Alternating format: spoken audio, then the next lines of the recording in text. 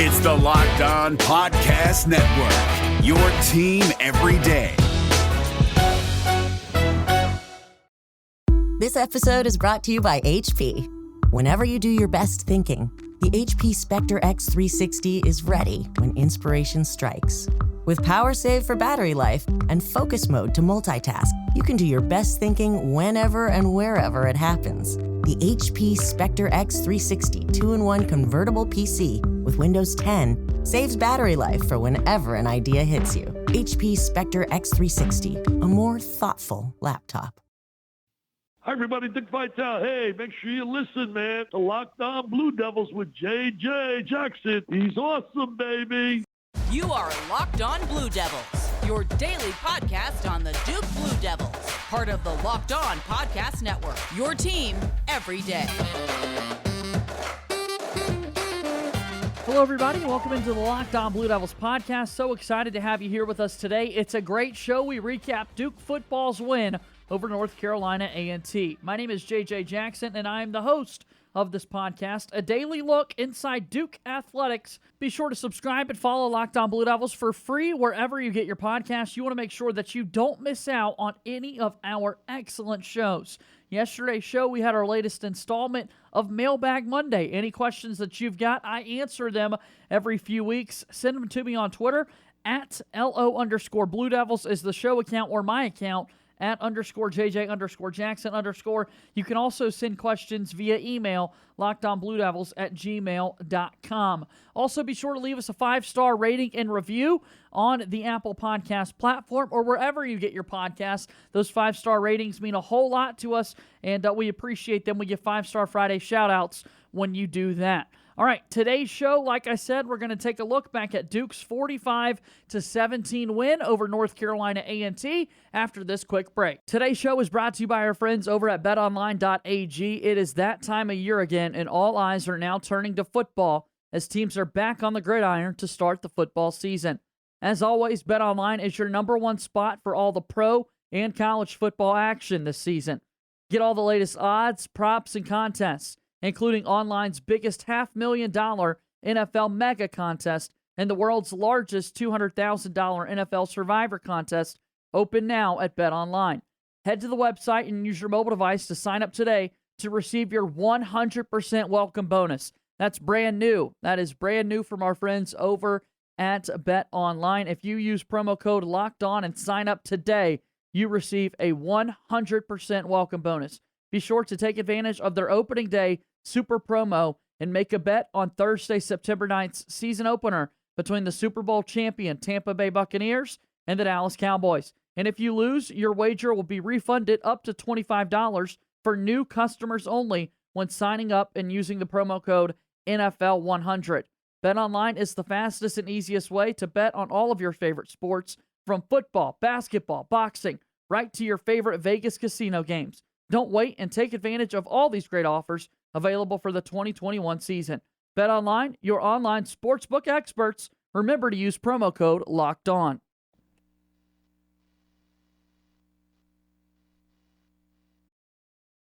What's up, everybody? Candace Cooper here from Locked On ACC, and let me tell you about Sonos, the official sponsor of ESPN College Football. Experience the game like never before with Sonos Arc, the premium smart sound bar for movies, TV, music, gaming, and more. The precise and immersive sound of Dolby Atmos will make you feel like you are in the stadium. When the TV is off, stream music, Locked On ACC podcasts, or even audiobooks when using Sonos app, Apple AirPlay 2, or your voice with Amazon Alexa or Google Assistant. Sonos works with all your streaming services, plus you can listen to thousands of stations free on Sonos Radio. Tune into the local stations, relax with your favorite genres, hear what world-renowned artists are loving, and discover new music. Arc was designed from the inside out for incredibly clear sound and rich bass, then fine-tuned by Oscar and Grammy-winning producers, mixers, and artists. True Play tuning software further enhances your listening experience by optimizing Arc's sound for the unique acoustics of the room. Don't wait any longer to get one of the best sound systems in the game. Go to Sonos.com to learn more.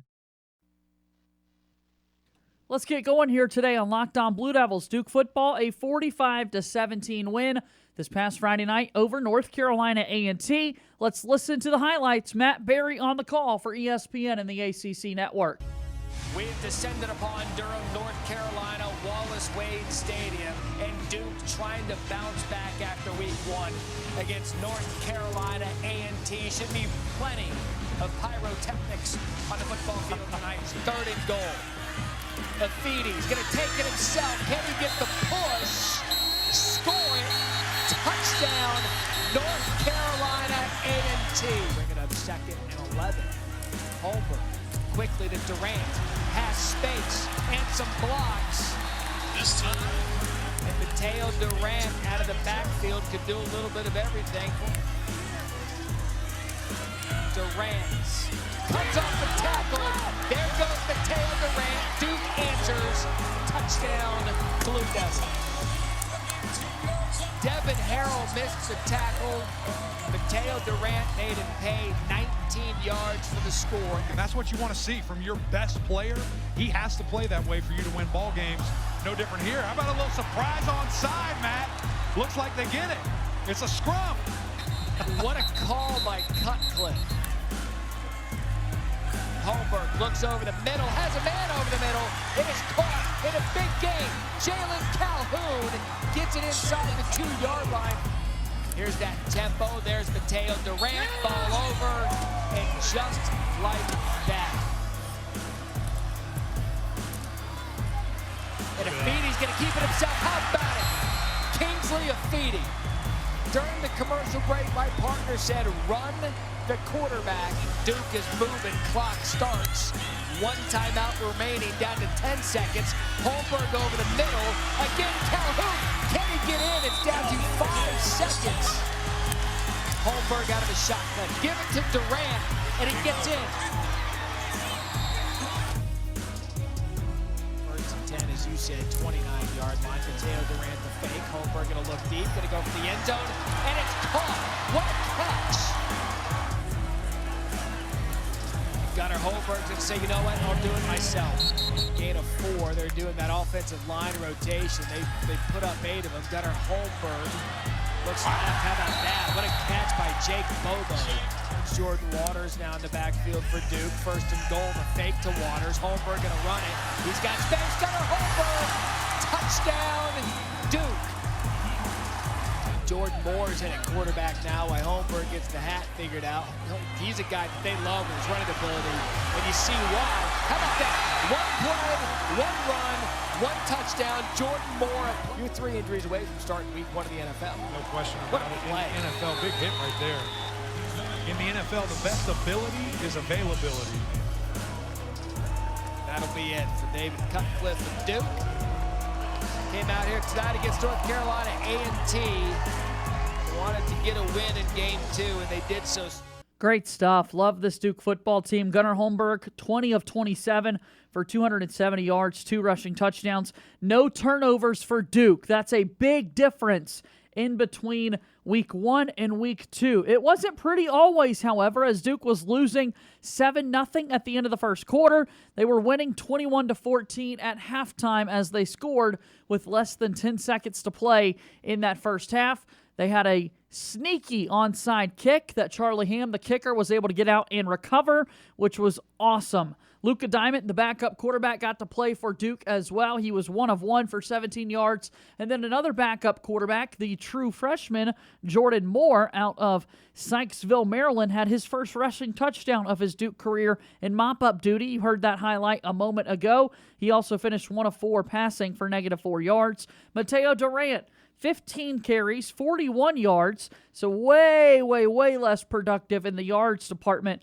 as he was against Charlotte. 2.7 average per carry, 3 touchdowns scored for Mateo Durant, runs of 19 yards, 1 yard, and 2 yards. Again, Mateo Durant had the school record, 255 yards rushing versus Charlotte. To give you an idea of his distance of runs in that one, his 3 touchdowns, again, 3 touchdowns in each game, but the 3 touchdown runs against Charlotte were 5 yards, 59 yards, 53 yards. Big difference there. Jake Bobo led the way receiving, 9 catches for 90 yards. Jalen Calhoun had a nice day as well, 5 catches for 98 yards. Let's take a quick break. When we come back, we listen from head football coach David Cutcliffe right here on the Locked On Blue Devils podcast. Today's show is brought to you by our friends over at Rock Auto. RockAuto.com is a family business serving auto parts to customers online for 20 years. Go to RockAuto.com to shop for auto and body parts from hundreds of manufacturers. They have everything you need, from engine control modules and brake parts to tail lamps, motor oil, and even new carpet. Whether it's for your classic or daily driver, get everything that you need in a few easy clicks delivered directly to your door. The RockAuto.com catalog is unique and remarkably easy to navigate. Quickly see all the parts available for your vehicle and choose the brands, specifications, and prices that you prefer. Best of all, prices at RockAuto.com are always reliably low, and they are the same for professionals and do-it-yourselfers. Why spend up to twice as much for the same parts? Go to RockAuto.com right now and see all the parts available for your car or truck. Write Locked On Blue Devils in their How Did You Hear About Us box so they know that we sent you. Amazing selection, reliably low prices, all the parts your car will ever need. Visit RockAuto.com. All right, college football fanatics, have you heard about Prize Picks? Prize Picks is daily fantasy made easy. I love this, and I know you will too. Prize Picks offers every sport you could think of, like the NFL, college basketball, college football, the NBA, Major League Baseball, MMA, soccer, and more. Prize Picks offers more college football props than anyone in the world, and it offers all the star players of the Power 5, as well as mid-major players you might not have ever even heard of. Prize Picks offers any prop you could think of, from yardage to touchdowns, even interceptions thrown.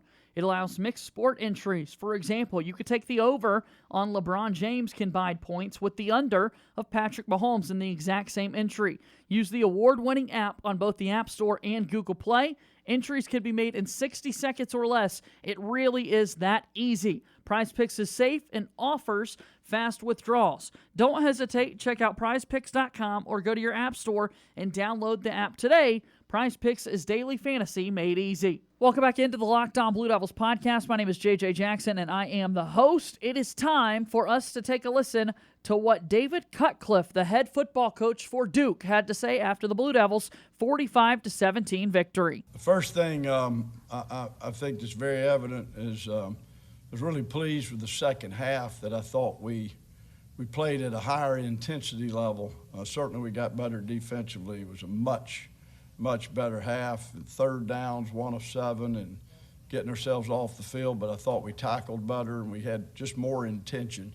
Really something to build off of. All of it started with that kickoff coverage to start the second half, and I think that literally turned the game. I was proud of our offense when you have as little possession time as they had. A&T did a good job of staying on the field offensively, particularly in the first half. I thought our offense did what they had to do to be successful per possession. And when the possessions counted in the third quarter, we looked really good. And, Gunner made some plays with his feet, and thought we had some terrific throw and catch circumstances throughout the game. So a good, complete team victory, and something that hopefully we didn't lose anybody. I know we're beat up. A&T's a physical team, but I think we feel good about moving forward and learning something from this game. And, we got to step back up into the Big Ten and Power 5 football and be ready for it. Yeah, those are two really good questions. On the onside kick, I had looked at them. I don't remember when it was. These days, I'm so confused on what day of the week it is, but I think it was actually last Saturday, and I told Kirk Benedict, I said, we can get an onside kick, and we're just going to go ahead and plan it and go with it. And I was going to do it on our first kickoff, whether it was to open the game. But I told him just I've learned through the years, if you don't plan to do it, you won't do it. You can talk yourself out of it. So just trying to be aggressive on the very first kickoff, and Charlie hit a good ball, and then he should have had it easy. But a great job by Jalen Stinson getting in there and fighting for the ball and getting it done. There at the end of the half, that's not easy. You can take points, and it's a great drive, and you can kick a field goal, and you would hope it's good from that distance. But everything in analytics tells you to be aggressive, and everything in my heart tells me that we have to be an aggressive program to be as good as we can be. And we're talking about all different kinds of plays and things that you can run, and certainly, yeah, maybe you could get a throw in with 6 seconds and still have time. But I've always thought players, not plays. And I just said, let's run Mateo. You know, let's just go with Mateo. We'll run the ball, and he'll score. And thank goodness Mateo scored. He did a great job of, you know, really kind of falling into the end zone, but he had the ball high and tight, and that ball crossed the plane, and it was very evident that he did score. So, yeah, when you don't make those, it fires back at you. But I told our team at the hotel we were going to play aggressively. We were not going to play safe.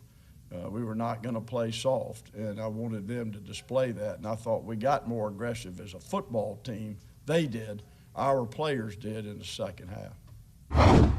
You know, you just, that's how you practice football. I mean, you don't ever expect it to be easy.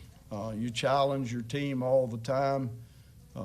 We just have a strong belief that, you know, if at first the game or breaks go against you, you don't let up, you put on more steam.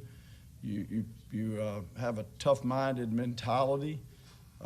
And, you know, you certainly expect to start well. We had an unfortunate penalty there, that first offensive possession, and you get up off schedule and, you know, just didn't go well. And then defensively, you know, a 20-play drive, we had so many long third and longs that they converted, never good. And so certainly was not a good start. But we got good people, and the more we challenged them, the better they got. And at halftime, it was more of the same. We knew we had to be more physical, and we had to be better the second half, and I really thought our players did a great job of responding through adversity. No, we made a few adjustments defensively. You know, I thought we did a good job of taking some things away that they were doing that had hurt us. We did a good job of coaching them up a little bit in some of the things. They run a lot of offense. They've got a lot of offense, and they've got some really good skilled players. But I think the biggest issue was they also took the challenge of a change has to be in how you're tackling and how you're pulling the trigger. And, you know, let's not hesitate in our reads. Let's trust our reads. Let's react. And all of that, you know, played a role in it. But I think our biggest part of it literally was not as much schematic as it was a mentality that we had to have to be successful on defense. Yeah, I just felt like our consistency and technique wasn't what it needed to be, and also just playing, you have to play this game with no fear, particularly back there. I thought we were hesitant and almost hesitant, afraid that we were going to make a mistake. You got to trust your technique, play your technique consistently, be aggressive in the back end because that's who we are and how we do it. And we certainly got better this week, but we got much better as the game went on. Yeah, I thought Jake and Jalen both had some terrific catches. I think Coach Boyette's done a great job with those guys in building their confidence. And, you know, that was kind of the way Ray played the game. And I love that they trust their hands, and they are aggressively catching the ball, and they're turning into runners in a hurry, you know.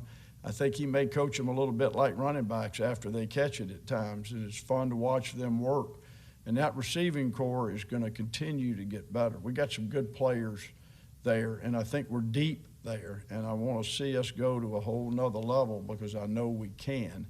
And, you know, again, I think Coach Boyette's done a heck of a job. And, you know, Gunner's become more and more of an accurate passer. And, you know, I talked to all of them about the difference in success when you're playing good people is how you catch a ball away from your body and also quarterback location of the ball.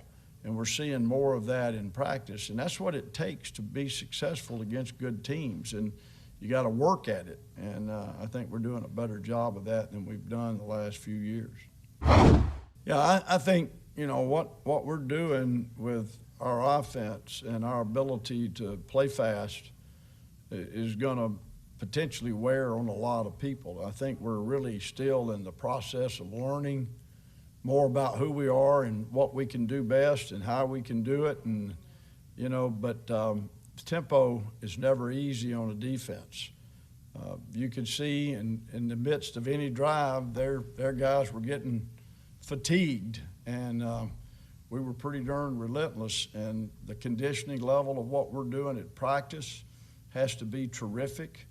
And we try to play faster in practice than we do in a game. And that way, you know, you're fit enough to do it. And, you know, A&T, I want to say this before I get off. They've got a good football team, and they're extremely well coached in a lot of ways. When people think well coached, everybody thinks about plays. I'm talking about players. I'm talking about players playing hard. Schematically, they're good in all three aspects, kicking game, defense, and offense. But they're a physical football team. They play hard. Gotta love what you heard there from Coach Cutcliffe. He was absolutely in a better mood than he was after that loss to Charlotte. Anytime you get a win, things start to feel better. Duke is off this kind of goofy Friday schedule where they've been playing their first two games on Friday. They get ready for Northwestern in a Saturday competition. I mentioned it earlier. Gunnar Holmberg, 20 for 27, 270 yards. Here's what the quarterback had to say. Yeah, I think historically, A&T has been a really good run defense. We knew that watching film. We knew that from our 2019 game. And yeah, just knowing going into this game we might have to pass for how many ever yards, how many ever touchdowns we need to come out with the win. And, you know, thankfully the receivers were getting open. It was pretty much what we expected to see. And we executed whenever the play called for it, whether that be, you know, a down-the-field shot ball or just a little dump pass to Teo, and the receivers are blocking well on the perimeter to let them get going in that way. But yeah, once again, you know, hats off to A&T. They have a great run defense, historically a great defense in general. And yeah, just if we were to get it done through the air and then let Teo or whoever it is kick it in once we get down to the goal line, and it worked out well for us.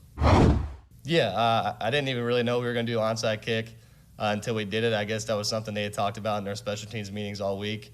But really good to see the confidence in them. You know, Charlie Ham's a great kicker. We take a lot of pride in our special teams, and we call it a blend. To put the offense in a good field position to go out and take a shot or just drive down the field, which we were able to do. It's also a great momentum thing whenever you can recover an onside kick like that. And then, yeah, on the fourth down, having a good 2-minute drill, I think we executed that very well. You know, we had 3 of them last week that, you know, a couple we wish we could have had back and scored on. But, you know, the guys all have experience in that now, and today, you know, we worked on it a lot in practice throughout the week. And to see it pay off is really good. And then to get down on a 4th down decision, and Coach Cut to have the confidence for us to go for it, and let a guy like Teo and our O-line and just the trust we have in them. You know, they were yelling at us to run the ball and let them get it in, and it worked out. So that just, you know, it instills the confidence we already have in our O-line, and then, you know, 2-1 and just let him do what he does. Yeah, like I say, can't say enough about them. Their performance these last 2 weeks, especially tonight. In the pass game was huge, especially in that 2-minute drill like we talked about, or in any type of shot plays. They were locked in. They gave me the time to make the correct decision and to let the receivers get open, you know, knowing that we had plays down the field that we had to make to come out with a victory in this game. But, you know, hats off again to Coach Fry and to them to making the correct adjustments after that first drive and kind of just letting them settle in and know what to expect. And to block a good A&T D-line well throughout the rest of the game was really good to see. Yeah, I think it kind of goes back to something we, you know, preached on a lot this offseason, which was conditioning.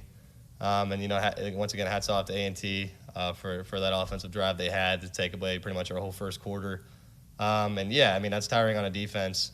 But, you know, our offense, we like to use tempo, and kind of regardless of what's happening in the game, we can kick it in whenever. And we know the way it tires out a defense because our O-line, our backs, our receivers all did a great job being conditioned. And just knowing, you know, it maybe makes it hard for them to get a play call in or for their D-line to get set. So, you know, after an onside kick, just to be able to jump on them a little bit there with tempo and go down and have a scoring drive is always good. And I think when the defense sees those scores, they don't really care how tired they are. They're ready to jump back in and get a stop. Which is always good to see and instilling confidence in them. Yeah, I think throughout the week we had certain looks that we knew we were going to get the ball to him, and kind of just the defense they play. He's a great experienced player for us, a good leader for us. It makes me happy to get him the ball. I know he was kind of upset about being at 98 yards instead of 100, But, of course, always happy about the victory, which he was. But, yeah, no, I mean, a guy I have a lot of confidence in. Pretty much all the receivers, really, those are guys that you get the ball to them. They're going to have a explosive play with it. And, Five has sure hands. He got it done whenever his number was called. And, a guy that I have a lot of trust in, and a guy that we're on the same page a lot and, cares a lot about football and making sure that he understands what's going on in the game. Feeling good when you could turn around and hand the football off to number 21, Mateo Durant, and also when you got big days from Jake Bobo and Jalen Calhoun. The offense looked great. Gunner ran it in for 2 scores. Did not turn over the football. He fumbled once versus Charlotte, but still hasn't thrown an interception yet this season. Let's knock on wood. Let's hope that continues for Gunnar Holmberg. Finally, defensively for Duke, only gave up 17 points to this North Carolina A&T team.